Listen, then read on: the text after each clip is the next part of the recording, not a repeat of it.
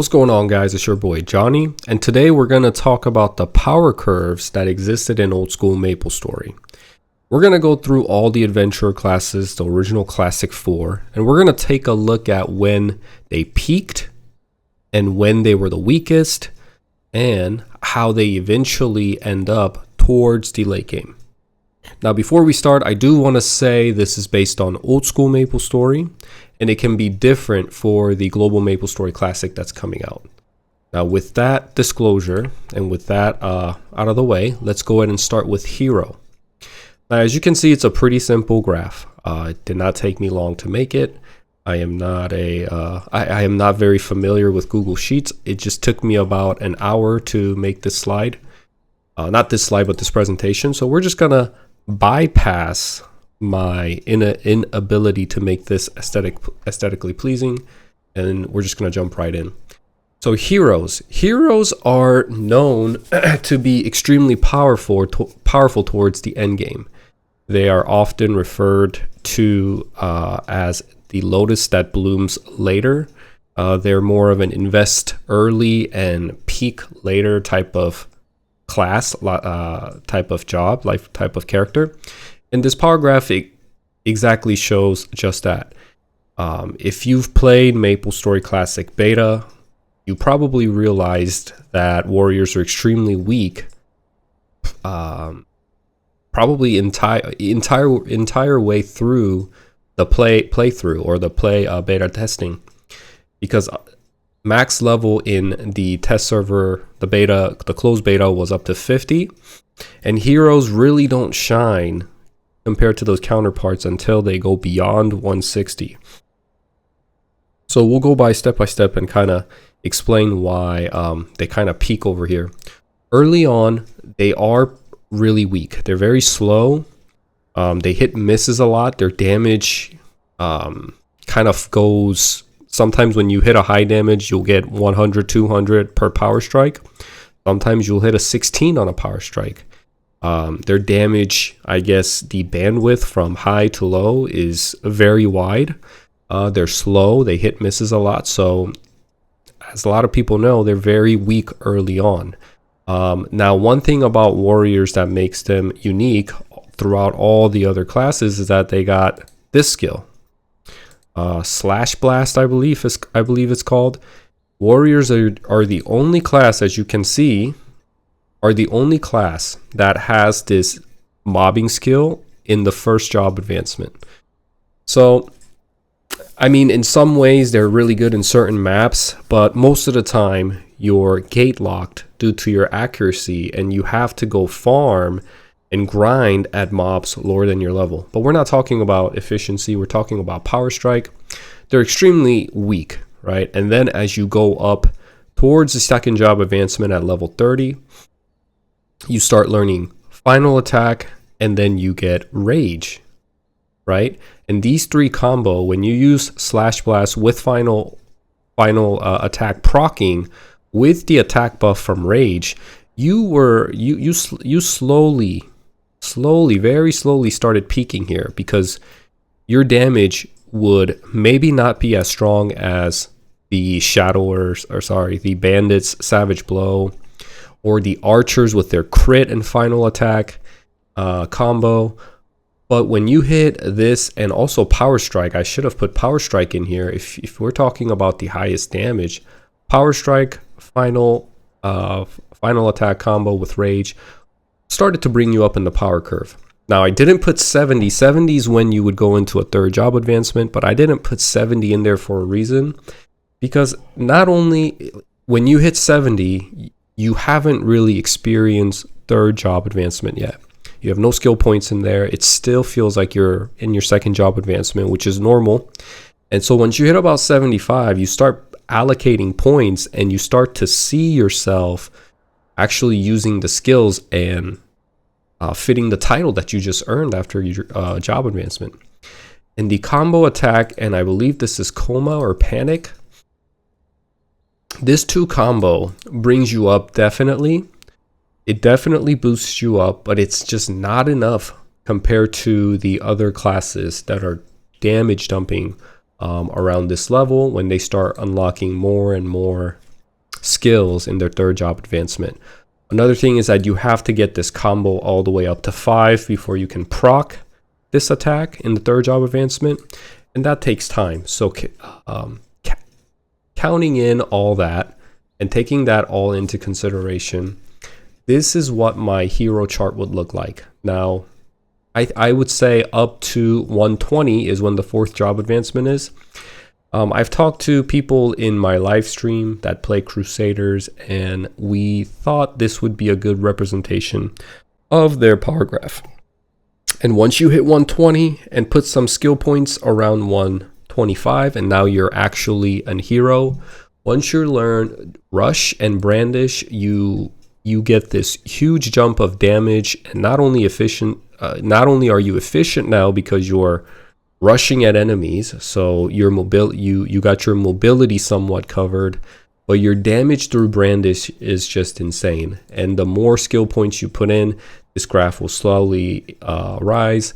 And let's say you have mastered Brandish with advanced combo attack with Enrage. I believe this is called Enrage. This gives you a lot of attack bonus, and then this also gives you more attack bonus, and then you're hitting with one of the coolest and best skills in the game, hitting 3 mobs at a time, 2 lines on each. You are cooking at this level. I've personally seen a hero do more damage and earn white EXP from Zakum when he went to Zakum with other Night Lords and Bowmasters into the raid. So what earning a white bar of EXP means is that when you go in a party, the person that does the most damage earns the most EXP from the boss or the monster. Now, in a raid setting, you have about anywhere between 12 to 18, 12 to 24 people in the raid setting.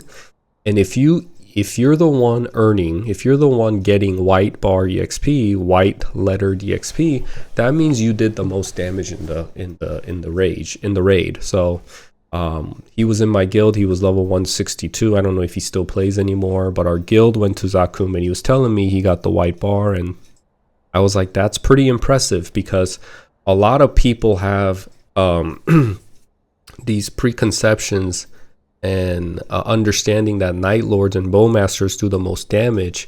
Well, you'd be dang surprised, because warriors can really cook towards the end of the last game. So here's the power graph for hero. Let's go to Dark Knight. Here's Dark Knight. Dark Knight is a special one.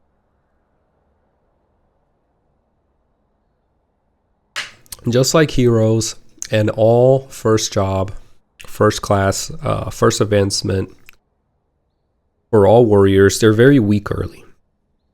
Now, I put these two in there, and I shouldn't have, because they don't really contribute to the damage. Only thing that really contributes to damage is these two. Their mobbing skill with final attack. Final attack allows you to dump in more damage at a offbeat tempo. If you don't have final attack, I don't like the meta of not putting points into final attack. There has been a meta where people would forego final attack, and I think it's a huge mistake, because final attack is what makes the warrior class in the second job advancement fun, in my opinion, with the off-tempo, proc-based attack thing. It kind of keeps the flow of the combat a little dynamic. Although it's very subtle, I think it makes a difference. So your damage isn't really that great. I would say you're on par with hero or other second job warriors like the Page. The only thing you have to your advantage is your reach, because you're using a spear. But other than that, you kind of cruise through at subpar, sub-norm damage peak, damage curve. And then the special thing about Dark Knights is that as soon as they put some points, and right around level 80, you start mastering Spearbuster. And the more you level up, you start leveling Dragon Blood, which gives you a flat 10, depending on what server and depending on how classic server does it. You get a flat attack boost with Dragon Blood. Spearbuster is arguably the best skill all across all across all the jobs and all the in the third job advancement. I would say it is the most hard-hitting skill in the game in third job advancement. Not only that, you also have another AoE, almost map-wide AoE skill that you can use to clear the entire map. This doesn't really contribute to the power per se of it, doesn't really contribute to the graph, but it just goes to show you the intention behind the developers when they made this game, because inevitably later on you'll see that these Dark Knights will fall off into the good section of the power graph. Excuse me. I have a cold and I'm trying to do this through the cold. Unlike heroes, these guys cannot maintain the peak level of power curve. They slowly reside back into the good later on. And the reason for that is, actually, let's kind of go through the levels until we get there. So they're very good at 70 to 100, 125, even 160. They stay at peak. Spearbuster is so good that it is their main skill. It's basically they got access to a fourth job advancement skill early into third job advancement. This skill, a lot of people talk about how Dark Knight Spearbuster should have been a skill in the fourth job advancement because it's so good. It's comparable to Brandish in that sense, but they have it in third job advancement. And with this skill, with these two skill alone, they are able to retain peak level of damage output, and they're extremely fun. Once they become fourth job advancement, they learn Beholder and all the little skills that come with this little friendly guy. That I don't know if it raises damage, like flat damage per se, but it does enhance the Dark Knight's mastery with the spear, which makes their damage a lot more tight. In the spectrum of max damage and the lowest damage, it brings up the lower damage up to more closer to the maximum damage. So whenever you hit with Spearbuster, you hit the enemy 3 times, each line will do more damage than if you didn't have the mastery. So this is a really critical skill. A lot of people master Beholder buff first, and then you have the iconic Berserk, which is a really cool skill and design because it has its pros. The pros are really good, but it comes with the con that eventually makes the Dark Knights kind of fall off into just the good, maybe even to norm area of damage output. Berserk is a unique skill that, if you guys don't know, at level 30 you have to maintain your health below 50% to significantly boost your damage output. I think it enhances it by 200%, if I'm not mistaken. Something along that lines, 150% to 200%. It might be a little bit more, but it's a significant amount. Enough so that Dark Knights cannot be in a party with a bishop or a cleric, priest, whatever you want to call them. They have to be independent and do things on their own. Now this skill here is called Stance. It basically acts as whenever you get hit, you usually get pushed back in the game, but if you have Stance, all warriors have Stance.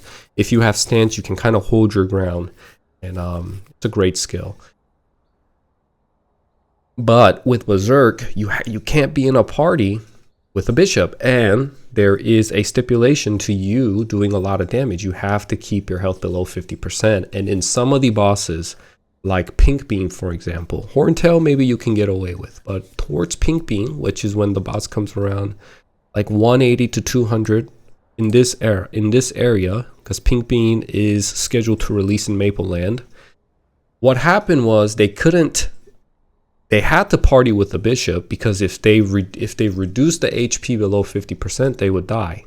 So they ran into that issue, right? So they eventually fell off. But but why were they still viable in raid setting and boss settings? Well, it's because of hyperbody, right? And you'll see that this is the common theme with a lot of class designs.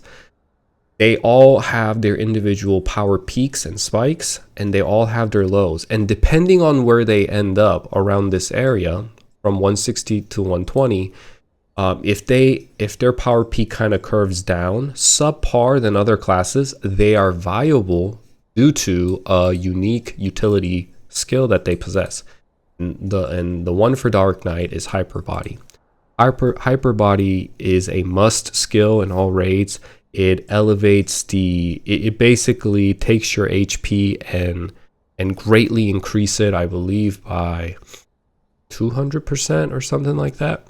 But it's a huge margin. A lot of magicians need it because they have such low HP bar, and the damage dealers, quote unquote damage dealers, the Night Lords, Bowmasters, and the snipers, they all come with lower HP than the warriors, and they need Hyperbody in order to do the raids, because the raid bosses actually could one-shot these squishy guys. So Dark Knight is viable through this skill, which is really cool design. This is the design that I really love to see in MMOs. It allows you to explore and play what you want to play, because there is still spot for you towards the end game through a essential, like critical skill that makes you viable. So let's look at Paladin. Paladins, I'll be honest, I had to get a lot of help, and these are all my notes that I took while I was getting help from my chat, and we kind of came to the conclusion that we're not gonna talk about these things, because this is just like this arrow said Paladin goes up, or they're viable because of Romeo and Juliet party quest. They can participate early, but we're not talking about efficiency or viability. We're talking about strictly damage, and that's what we're gonna do. So Paladins as well, extremely weak early. I mean, very, very weak early. And then just like every other warrior classes, because the kit is essentially same, and these three classes split out, branch out more when they go into their third job. And Paladins, pages at second job advancement, nothing special. They use slash blast and final attack with power strike, and they're able to get by. It's tough for them because they don't do a lot of damage. And then Paladins are one of those classes too that once you hit your third job, if for Dark Knight it takes you to about level 82 or 83 to really start experiencing that power jump, Paladins kind of get it early. So they have these elemental charges that they can use on their weapon, and they can go look for monsters that have weakness to that elemental charge. For example, a lot of Paladins, what they do, the fire charge gives you the most damage, and it's something they can learn relatively early. And what they do is they learn this and start going to Elnath, which is an icy zone, and you could imagine a lot of monsters have weakness to fire. And they can stack that with lightning charge too. So lightning charge allows you to amplify the damage of your secondary or first charge. It's a stackable charge. So you could use lightning charge with ice, lightning charge with fire, but you can't use fire with ice, because ice is specifically made to CC enemies so they can't attack you. And you'll see why that matters. It's kind of the design of the class and the theme of the class, that they're very viable because they make a lot of money. And then they have a little bit of viability later with this skill I'll talk about later. And I'll get to that later. And here we see that their power graph jumps up significantly once they learn these like even small points into these skills will amplify their damage by a significant margin. and they can also use this charge to, I forgot what the skill is called. Maybe it's like combo blast or something like that. They can release their elemental affinity, elemental charge for more damage. So they have a pretty early jump before they hit about 80. I should have put it like right here, because I would say by 75 they're doing more damage than their counterpart warriors, until spearmen can really max out Spearbuster, which takes up 30 skill points. These little elemental affinities with power strike, I believe, do more damage, so they get a little power jump there. And as they go on, they're not like terrible, right? And they're the thing about White Knights and Paladins graph is that you could really stay around normal or subpar, or you can go up here towards good and even peak sometimes early on in the level, depending on which training ground you go to. Again, this is the class design. You're supposed to solo grind. You don't use a lot of potions, because you can go to a training ground where you can freeze enemies. Essentially, it's the only warrior class that has CC. And if you want to just power farm, you can go do more damage. You can use fire charge with lightning, and then go to Elnath or other areas where the monster has a weakness to fire, and grind there. And I'm pretty sure you do more damage than any other warrior around this area if you go to the adequate place to make use of your charges. Now, once 120 hits, Paladins, I would say they never truly peak, right? They never truly peak. I always feel like they're doing great in certain areas, or they're doing poor depending on where they go. And because they want to perform in accordance with their design, they usually start solo grinding. And it works because it's one of the best classes to solo grind and save money. So they can hang around up here. But as they level up, you would think they would have one more peak due to one of their like really strong 4th job advancement skill. But that doesn't happen. That doesn't happen. They don't truly peak. Hold on, let me take this. Okay. They never truly peak, even with this skill. Let's see what this is called. I'll quickly see, because it's going to bother me if I don't see. Advanced charge. Yep. So this is called advanced charge, and what it does is it amplifies the damage of charged blow. And when you use this, you lose your charges. So it does do a lot of damage, but most people will just keep their charge on because they don't want to like use the buff again and waste downtime. They just want to keep the charge up and use power strike continuously. But with this, they can actually have the ability to use charge blow and not lose charge, and it does a lot of damage. So they do a lot of damage, again, depending on the area and the training ground you go to. These guys are an oddball for that because their damage output is very dependent on what training ground you end up going to. But that's kind of what happens when you have elemental affinities in a video game and an MMO. You have to go look for an enemy with a weaker elemental, whatever, to maximize your damage. Makes sense. And then they kind of hover around, just average and sometimes a little good. They're usually like around good, but they kind of can go up a little bit more. Right here, I put a little bit of a tilt up because they unlock in our version now in Mapleland, and in old school MapleStory that I played back in the day, they would get this thing called Holy Affinity. So now they can go to a place where there are undead like Skelegos and Skelegons. And it's the highest level mobs that exist in Mapleland now until Time Tempo comes out, and that it existed back then as well. And these guys had a relatively early entry. Again, this is more of a viability and efficiency than power peak, but they did do a lot of damage with, I think the skill is called Blast, and with Holy Charge to an undead, they were cooking. And I think Paladins are the only class that I've seen that can hit max damage prior to hitting level 170 with all the right charges. So paladins are a cool class, fun class, I would recommend. And altogether, warrior graph kind of looks like this, right?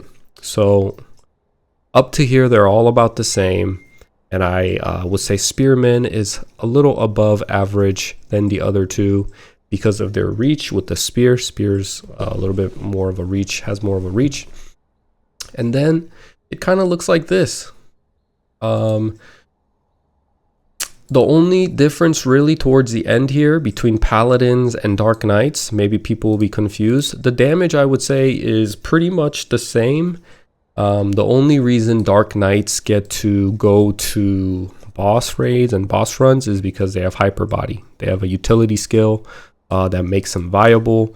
And when it comes to paladin, you have, I forgot to talk about this. When it comes to paladins, you have sanctuary that becomes useful at Pink Bean, which is the strongest boss that will come out. But before that, not really. You don't really need a paladin. They don't have that utility, that raid-wide, that party-wide utility that they can offer to other people. And they stay relevant because they're easy to make money on, and warriors are notorious for being like pot consumers, potion consumers, and costing a lot of money to train and play. But paladins are kind of like, nah, screw that. I'm going my own way. I'm making my own money. I'm rich, right? And they get viable with sanctuary later on. The graph kind of looks like this. Dark Knights see a huge peak from like 80 to 160. It's a long period of peak. I would recommend Dark Knights to people who are trying the game for the first time so they can experience this sweet spot. But even getting through here, the level between like 40 and 70 might make you want to quit in all warrior classes, up to 80 at least. And for hero, at least 120. For hero, at least 120. You have to play till at least here until you can really see the peak of hero and until this flower of a class blossoms. The other two classes, they're pretty fun. They're relatively fun early on, like 70 to 80. They start getting fun. Yeah, and this is what the graph looks like. So let's go to Bowmaster. Oh, gotta get the water.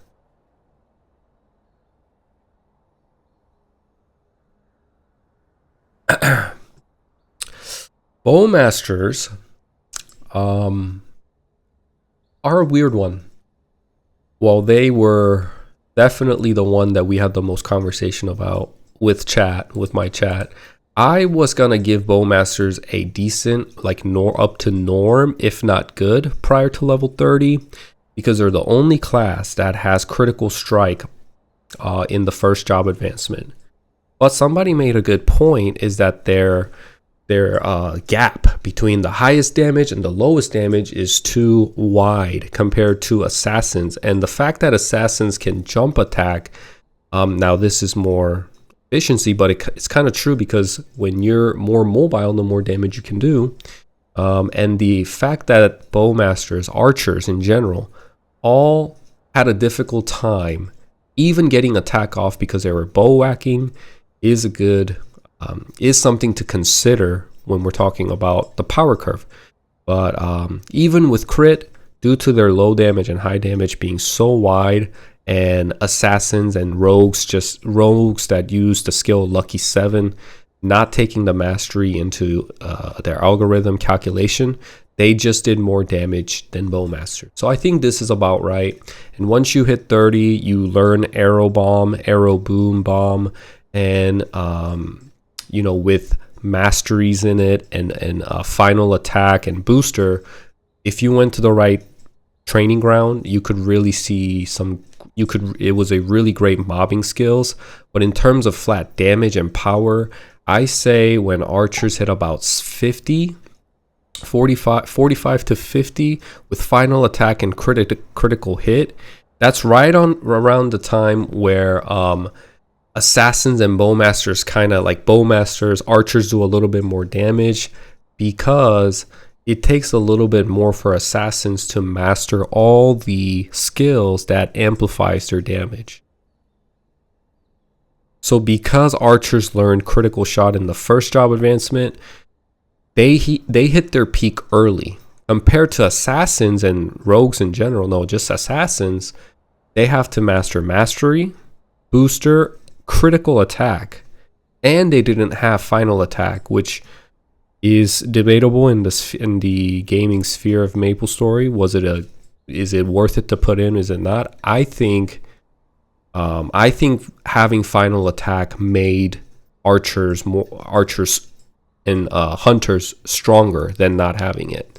So instead of just using double shot all the time, double shot, proc final attack, and then double shot again, to me it was no brainer.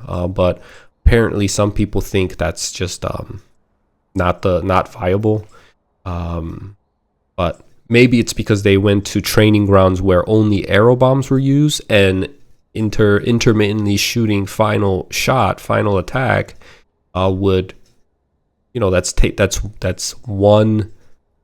Instead of final attack, you could have used arrow bomb again to do a AoE damage instead of a single attack. Maybe that was the theory behind it, or the idea. I don't know. But anyways, hunters saw a peak sooner than assassins for that reason. Assassins, once everything was mastered around 55-60, I would probably say assassins were stronger than bowmasters in that area. Now going into third job advancement, bowmasters were just relatively weak compared to their brother snipers and to assassins as well. And just in general, compared to all the other classes, it felt like you were shooting mobs with a toy bow arrow. And then they had this terrible skill, fire shot, which was really a place to dump your rest of the points. Compared to ice shot on sniper and just in general, the damage, there's no damage over time effect, nothing like that. It was really disappointing. No damage. So your main source of damage was strafe and arrow bomb, and it kept you at below subpar or at normal at best. And you just kind of have to ride this area out. And once you hit 120, you learned Hurricane with Bow Expert. And these two alone, really, like, the more points you put into Hurricane, and then you'll see the increase in damage and the damage output you're doing. And then once you get some points into these two, you start learning Focus and Sharp Eyes.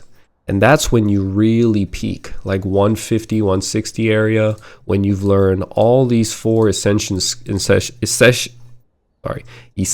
skills. Your hurricane damage peaks right here. You're really cooking then. You're cooking any monster that you see. They're melting before they can even have a chance of attacking you. But eventually they do fall off. They do kind of die out compared to their counterparts, because this is all relative, right? This power curve is all relative.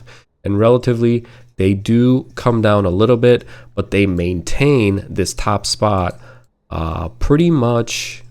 They're not really challenged other than a few classes. They're very high in the damage output ranking. I would say they're right here. And even if they don't do the most damage, they are viable through Sharp Eyes. Even if you don't do the most damage like Night Lords or Heroes, you're doing just as much, if not like you're doing like a little bit less, if not just as much. I mean, a lot of things come down to who has the best item and yada yada yada. If everything was standardized, I think Bowmasters still do a little less damage than Heroes and Night Lords. But don't let that turn you down, because you are extremely viable through Sharp Eyes. One of the best utility skills in the game. You give all party members chance to critical strike, and without this, no raid is happening, so forget about it. Let's go to Sniper. Sniper's power curve is a little higher in the midsection of the graph, but they are lower towards the end. And I'll show you a quick comparison before I go on. So snipers kind of look like this. and I would say they're still on the good section in the graph, but they're not as good as their brother Bowmaster. Let's talk about Sniper. Sniper again, they're a little better than Bowmaster because crossbow does more damage. If you guys didn't know, they attack slower, but they do more damage, and you can actually tell when you play both classes that all the way up to 120 fourth job advancement, they have a slight upper hand than the Bowmaster. I went to a party training ground at level 77, and I saw the damage being output by a ranger, which is the one that uses the bow, and then a sniper. I think they're called marksman, their fourth job. Sniper is a third job advancement title.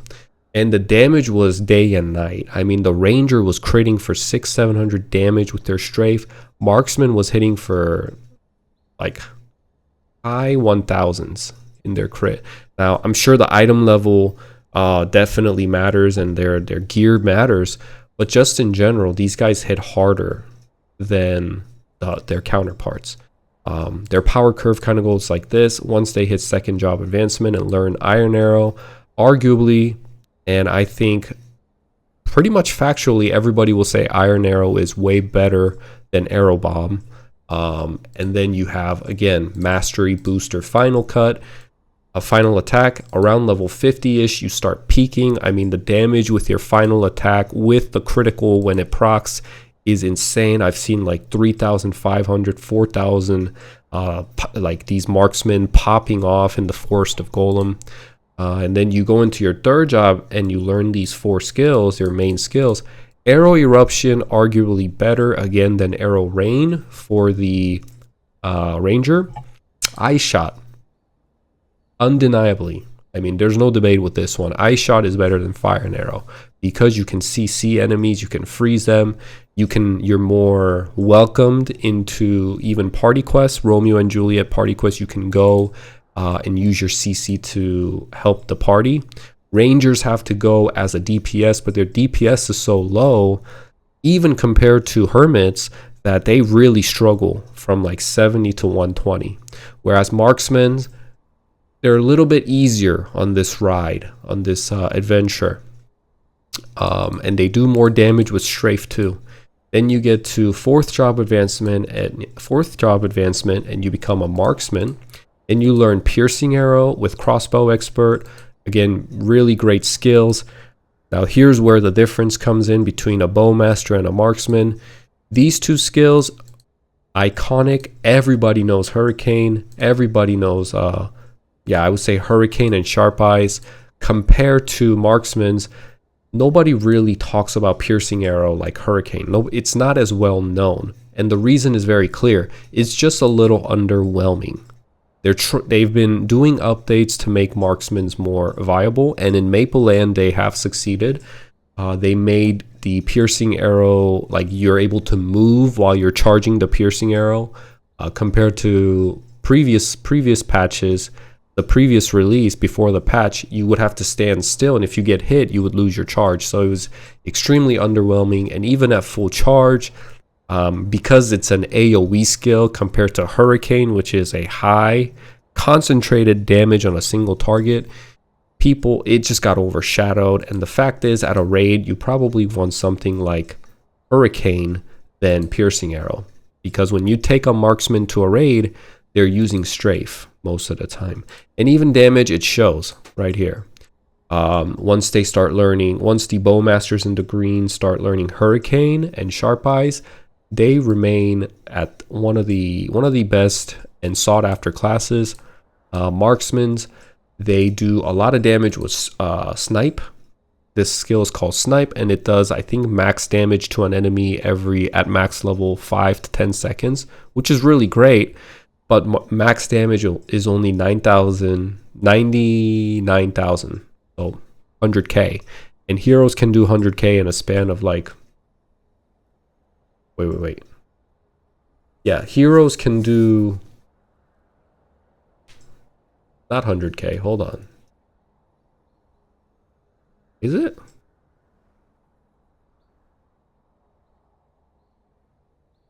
Why am I tripping? Hold on, because heroes with brandish, I've seen them do 20k per hit, and then 23 per, like they do 2 lines. So that's 43k. Yeah. Heroes can do 100k in less than 5 seconds. They can do it in probably like 3 seconds or something, maybe even less. But the fact that this skill has a cooldown, obviously if you were spamming max damage all the time, it'd be kind of broken. So I kind of understand their concept. They want marksmen to be more of an artillery based, kind of keeping their ground. If bowmasters are like the LMGs, marksmen are supposed to be the sniper in the back, shooting big shot damages. You know, that's the idea, and I love it. Although they aren't as powerful as the bowmen, again, they're viable because they have one of the best utility skills. Unfortunately, what happens is a lot of people play bowmasters when they play archers, so there's never really a moment where there is a lack of bowmaster, but it does happen, which opens the door for you to go as and provide sharp eyes. Now, a lot of times how it goes is bowmasters will always be present, but let's say you have your guild and your buddies are playing and you're the only archer and you're the only marksman. They will take you, not for damage, but even for damage too, but they will take you no matter what for sharp eyes. And that's always a nice feeling. You can play what you want to play. Your future is guaranteed in a co-op setting, in a group setting, through utility skills. It's a design that you see throughout all the classes. So the archers look like this. Pretty straightforward. Let's go to Night Lords. Okay, let's talk about Night Lords. We're going to talk about rogues now. So Night Lords. Okay, Night Lords, their power graph kind of goes like this. They have a peak early on, because Lucky 7 does not require any mastery level. They just do really great damage early on. And anybody who played MapleStory a little bit will tell you that compared to archers, assassins, rogues, the star throwing rogues were stronger, right? And what happens with Night Lords is that once they hit level 30, they kind of steep down in the power curve for a while. They don't have critical strike in the first job advancements like hunters do. So in order to learn haste and critical strike, star mastery or claw mastery, and then claw booster, you have 4 skills you have to effectively master. And a lot of people master haste first. So critical strike becomes secondary. And most people, what they do is they put some point into claw booster as well. Maybe like 3 or 4, 5, 6 points, so they can have it at least active for a minute. And that all eventually delays the critical strike. And critical strike doesn't get mastered until, like, let's say you mastered haste, claw mastery, which is really important, and then like 6 points into booster. You're not mastering critical strike probably into early 50s. And that's when you kind of slowly start to peep up. But by then, you know, relative to other classes, you're probably doing like average normal damage. Archers have final attack. Warriors by this point are hitting pretty big numbers with final attack as well. And then, you know, mages are a different story. Mages, I kind of want to take a peek at the mages and make a collective chart for mage. But you kind of stay around normal is my point. And then once you hit 3rd job advancement and you go into 3rd job and you learn a lot of utility and powerful skills, flash jump, extend, make sure mobility a lot bigger and better. And then you have Avenger that you can use to mob the enemies. But that's all efficiency. Damage wise, they kind of hover in the norm.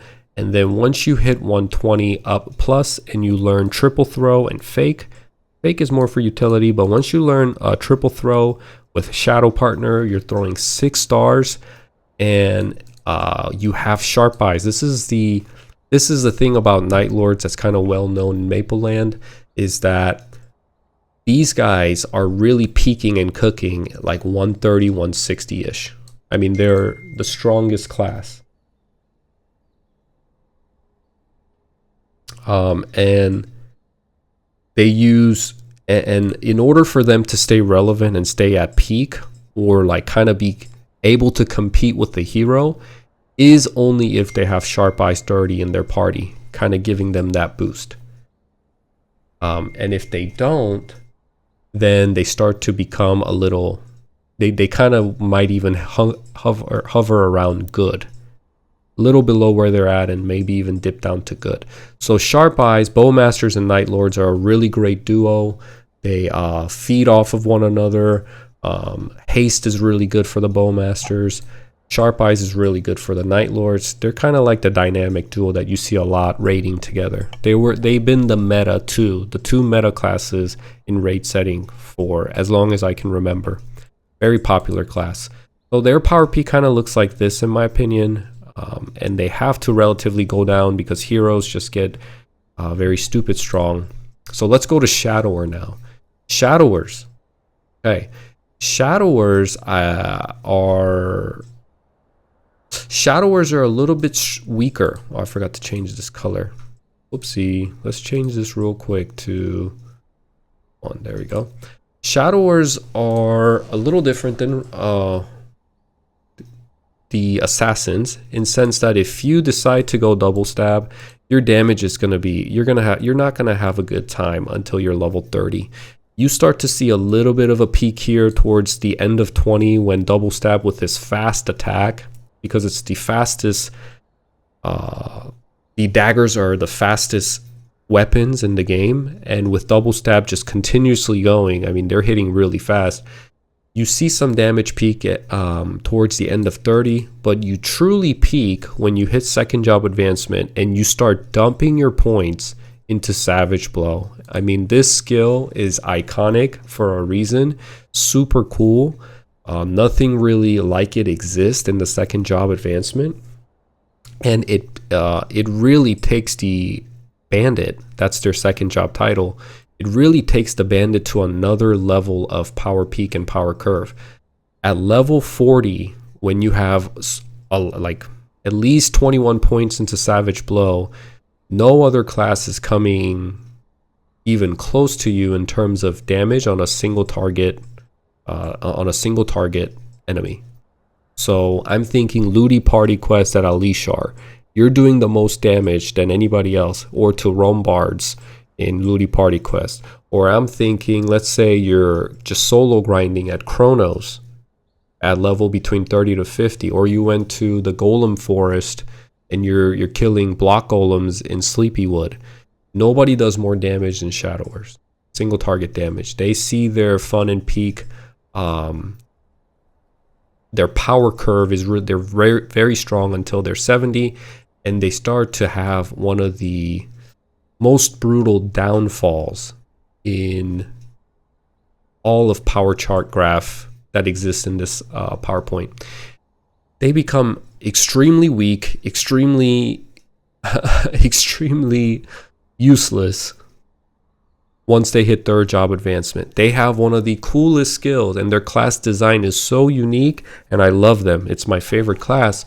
But third job advancement, their Band of Thieves is the AoE skill that you're supposed to use.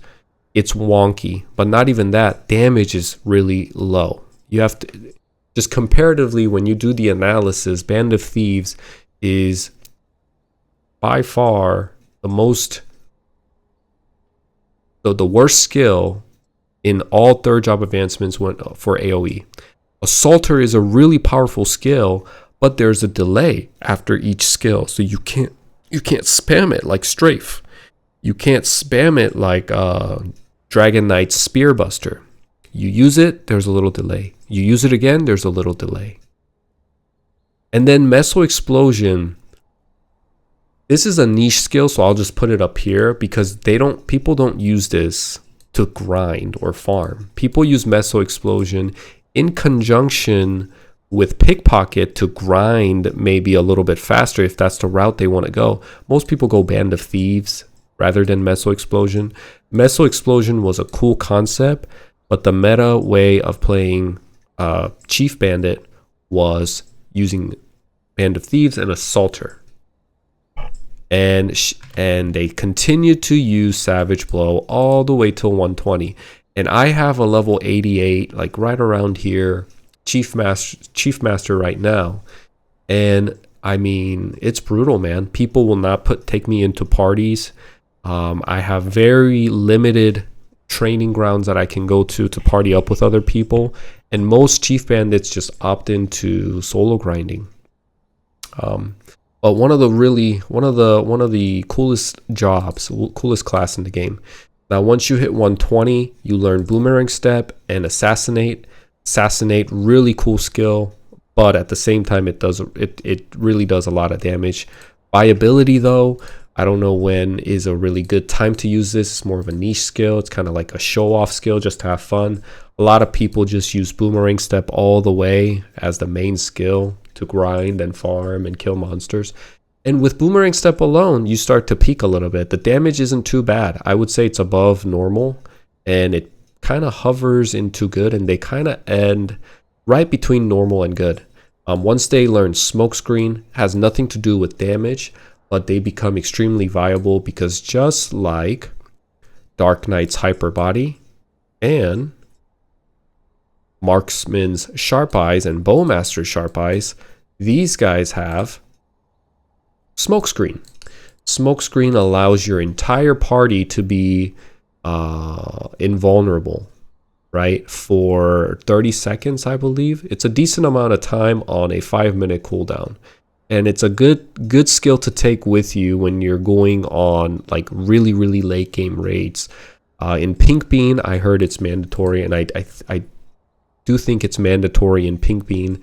Even if it's not for the mechanics, just to have it as an insurance, I would always personally take a Shadower because in old school MapleStory, in order to attempt Pink Bean, not only did you have to get like 30 people on the schedule, which I don't even know if it's going to be possible anymore, but maybe it will be. But let's kind of go with that scenario. You have to get so many people in sync, and it took you about a week to gather all the materials to give it a try. And when you're going through trial and error on an end game raid, and you have a lot of time invested and energy invested, you want to have an insurance policy. It's like you have a home, but you didn't buy flood insurance, right? And you live right in front of the beach. So it's kind of like it's a super good S tier utility. Smokescreen makes you viable towards the very late end stage of the game when you're doing hard content. Even if it's not that, let's say you and your guild members are going to go do some field bossing, go kill Pianos, Papalatus, Zakum even. You know, Zakum isn't that deadly, but you and your friends can kind of go and do together if you're like level 180, 120-ish, or sorry, 180 to 200-ish. It's a good skill to have in a party. And not to mention, of course, Haste and Dark Sight. These are all utility, power buffing skills that keeps you relative and viable towards the late game. So two of the rogues kind of look like this. Oh. Uh-oh. Doggy's barking. Need a bark? I don't. Okay. So rogues charts kind of look like this. Assassins, obviously, they don't need a reason or for me to point out why they're viable. You can see right here, they're doing a lot of damage towards the late game, right? Rogues, they have their power peak in the 50 area, and then they kind of die down. Their third job advancement is pretty tough, and then they start to really peak in terms of damage and start to cook with all their utility, and just overall gameplay is massively fun. They have one of the highest avoidabilities. If you play Chief Bandit and a Shadower, I forgot to mention this, even Night Lords, but Night Lords are the stars are too expensive. Mastery Book is extremely expensive compared to Shadowers. Once you hit 4th job advancement, you're not getting hit because of fake. Smokescreen, Boomerang Step has iframe in the mechanic. So all these things just allows you, to save money. And you know what? We're just going to add this in there too, because I know for a fact that Shadowers can really make some good money with their kit. Once they get past like into level 30, 130 plus, they are one of those classes that just do not get hit. They do not get hit. They're always dodging, Fake is triggering, and you know, with their Meso Guard and Shield, they take less damage than the Night Lords. I mean, really good class towards the end game. That's what makes them viable, even if the damage is a little underwhelming. All right, so that was the rogues. Let's look at clerics. I mean, what do we really have to say about clerics when it comes to power curve? The only reason I included the clerics is because I wanted to show that all mages, as you can see, from level 0 to 30, you know, basically the earlier part of the game, they all peak.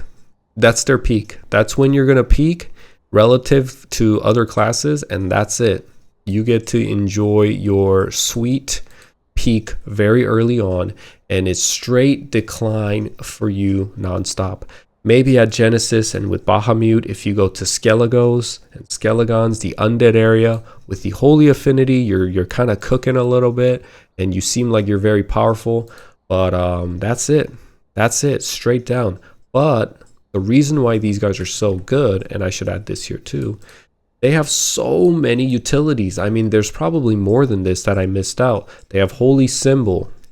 They have Resurrection, Heal, Bless, Door, Party Buff, Healing the party, Resurrecting party members if they die, giving party members extra EXP per kill. Great party skill. Opening a door to town from training areas, like a shortcut. Really cool. So they can go to town and come right back through the door. It's essentially like a warp gate. Really cool. And these guys obviously make tons and tons of money. I mean, that's kind of like the specialty of healer classes in a lot of MMOs, right? At least that's what I'm aware of, and that's what I'm familiar with. A lot of supporting utility healing classes. They're viable because a lot of people play them to make money. But other than that, if you were to actually play the cleric for a cleric, once they become bishops, they have the most utility in game, and they're truly the only support class in the game. Okay, let's go to Ice Lightning Mages. Same story, extremely strong, and they maintain the peak for a while, but these spells just cannot keep the Ice Lightning Mage's power chart above good for too long. They start to get very weak, and compared to other classes, they're doing less damage. They're doing a lot of CC, their mobbing's good, their grinding speed is good with teleport, but they just, when it comes to damage, the power, the pure raw power of that class, they start to decline pretty fast. And in third job advancement, you get Ice Strike, and again, a great CC mobbing skill, but when it comes to pure raw power, you don't really see much of a hike. You kind of stay right below subpar, and once you hit 120 and you unlock Chain Lightning with Ifrit, you start to kind of cook a little bit, and then once you learn Blizzard, now this one's also one of those skills that has an elemental affinity attached to it. So depending on where you use it, your damage could be extremely good, or it could just be around normal or slightly above normal. It's kind of like their ultimate ability skills. It's a map wide skill, and it just does a lot of damage. But it's very punishing, right? Because it consumes MP like crazy. Every time you spend one of these, you're just soaking up money. Right, so, but again, in terms of pure raw power, they kind of peak, and then 130, 140-ish, they start, they're just on a downward trajectory. They don't do enough damage compared to the other classes. So in closed beta MapleStory Classic, people were playing up to literally right up to all the mages peak, and the game ended, not knowing that the graph, obviously, this looks really crazy here, but the graph kind of looks like this. You have the fire poison mage down here in the purple, cleric, and then the ice lightning mage. As you can see, they kind of all wind up in a downward trajectory towards the later stage of the game, and every other class is up here. Now clerics, obviously, as we've seen, their viability towards the end game is the fact that they have all these things, so that keeps them viable in a raid. Or as a class. but they don't do damage. And same thing with ice lightning mages and fire poison mages. They're very good at solo grinding, and that's why they are a viable class that you can play. They're very good at making money and mobbing and farming towards the end. Unfortunately, they don't get much playtime in raids unless you go together with the guild, with your guild, and they have a spot. You can go with your buddies and you're not like trying to beat world record or trying to chase the meta, then obviously you can go. But in general sense, you're not going to have a spot in the raid. Same story for Fire Poison Mage. Probably stays stronger a little bit longer, or right around the same with Fire Poison Mage, but you know, don't take this graph too seriously. It's not like pinpoint accurate. Fire Poison Mages are very strong with their Fire Arrow. The Fire Arrow does a lot of damage, but inevitably they start to go down compared to the other classes. Poison Mist is a good money-making, good farming spell. In terms of pure raw power, they're always hovering at norm or below norm. And then you learn, let's say, Paralyze and the Ice Demon, the Ice Monster Summon, and Meteor Strike. Maybe the graph could go up a little bit because of Meteor Strike, but I just feel like Fire Poison Mages were always weaker than the Ice Lightning Mages when it comes to pure raw power. And yeah, that's the graph for Fire Poison Mages. Now here's the, I guess, all the classes power curve condensed into one single graph. It's really hard to look, and makes me want to throw up when I look at it, but maybe for you guys it's useful. I don't know. But one thing I will say before I go is that what really matters is here towards the end, everybody kind of goes on a crazy roller coaster ride, but it eventually blends out and everybody becomes good. How do I want to say this? Towards the end, every class becomes viable, and the damage output is, no one class has a damage output that's below norm, right? Everybody's good. All the damage output classes like Shadowers, right? Paladins, Dark Knight, Sniper, Shadowers. These classes get talked about a lot because compared to their brothers and sister class, like the Night Lord and Bowmaster and Hero and Dark Knight, they get compared, and people start to think, okay, well, if people are saying Paladins and Snipers and Shadowers aren't doing more damage, then I'm just not going to play it. We're talking about damage that is pretty insignificant. Like if you took the most meta hyper optimized party to Zac, maybe you'll end the raid 5 to 10 minutes sooner. But if you had diversity, right? Like you had a Shadower in there and a Sniper and Paladin in there, yeah, it might take you a little bit longer to clear. But for those individual situations, Ice Lightning Mages can clear the mobs that Zakum spawns, or the Wyverns that Horntail spawns, and other little mobs with Chain Lightning. They have CC they can help with. Shadowers are still dumping in damage, maybe not as much as the Night Lords, and maybe there's a little bit more. Yeah, I actually no stipulation, because I was gonna say because they're melee they might get hit more, they're more in danger, but not really. The avoidability and the pure defensive skills that Shadowers have, I don't think you really have to worry at all. Meso Guard, Shield Mastery, Fake, high avoidability, and Smokescreen all keeps you pretty safe. And they have a really great party utility. So maybe instead of taking 3 Night Lords, you take 2 Night Lord and a Shadower, and they're viable, and it's a great choice because it's an insurance purpose. And maybe you'll end the raid 3 minutes a little slower. Not a huge deal. You can take the Sniper over Bowmaster anytime. Again, Bowmaster are just going to have the highest single target damage condensed into a single enemy. Snipers can use Piercing Arrow to pierce through the enemies at large spawn when the bosses spawn a lot of mobs. And Paladins for the same thing. Sanctuary is an AoE skill that drops the mob's HP to 1, and they're viable for that. And if they aren't as viable because people are chasing meta and hero, Bowmaster, Night Lords are taking the spot, well, Paladins are viable because you can play Paladin, Ice Lightning Mage, Fire Poison Mage, and Shadower too to make a load of money. Night Lords, Bowmasters, these two arguably are the ones that people will say is the highest DPS classes, but they also need a lot of money to fund the character to maximize that damage. So you also got to keep that in mind.